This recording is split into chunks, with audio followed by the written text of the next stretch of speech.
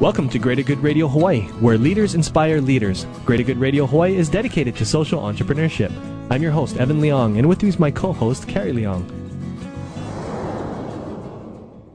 His experience in the construction and development industry stems all the way back to his childhood.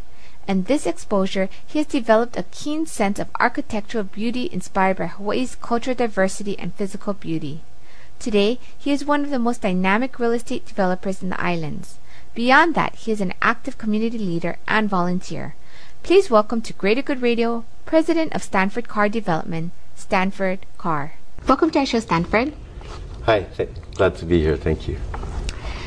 How did you get started in the development and construction industry? I really could attribute that to, my mother was an interior designer, and so as a child growing up, I'd be on job sites with her, and my uncle was a flooring contractor, so I learned the trade at a young age. I'd be on the job site from the time I was 8 or 9. I think probably doing more humbug than any good, but it allowed me to learn a trade at a very young age that enabled me to move to Oahu right out of high school and support myself through school and make a living from 18 on. Oh, so you were doing flooring when you were, and put yourself through school doing that? Correct. I did that as a means of making money from high school. Was it your own flooring business? Yes. I actually got my contractor's license in 1982, so I would have been 20 at the time. So your mom wanted you to be an entrepreneur and start your own business, and that just kind of came by sort of necessity. When I grew up in Kula, Maui, and so I was about 9 years old and wanted a motorcycle, and my mother said, well, she couldn't afford one, so I could understand that. So I went walking down the street, and up in Kula, down the street, your nearest neighbor is probably 300 yards away, and started knocking on doors to see who needed yard work done. And so that's how I made extra money doing yard work at various homeowners up in Kula, and I earned enough one summer to buy myself a motorcycle. And that's how it all kind of got started.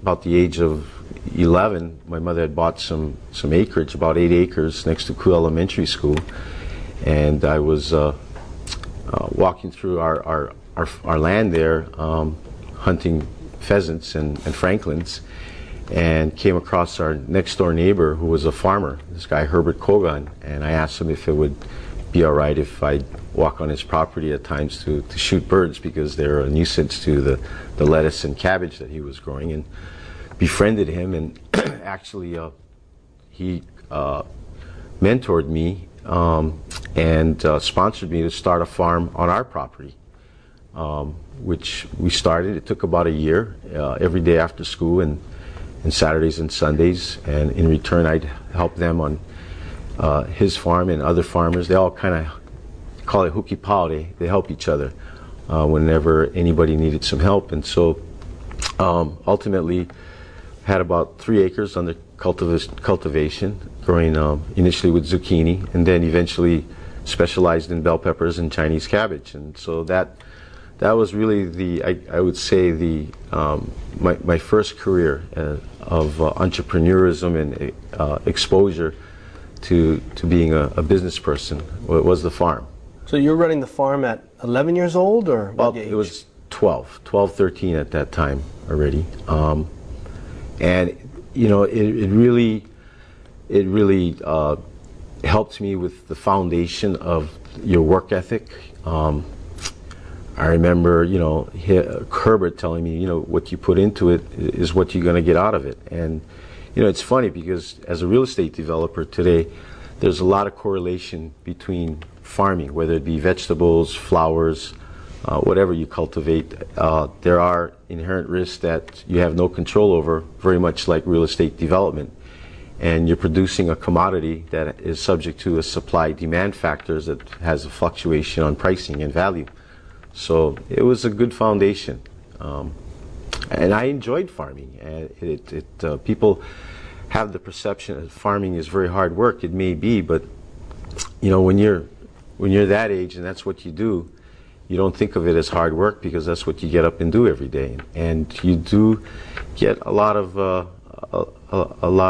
satisfaction out of growing something, starting it from planting the seed to the seedlings to actually harvesting it. It's quite satisfying, and I really enjoyed it.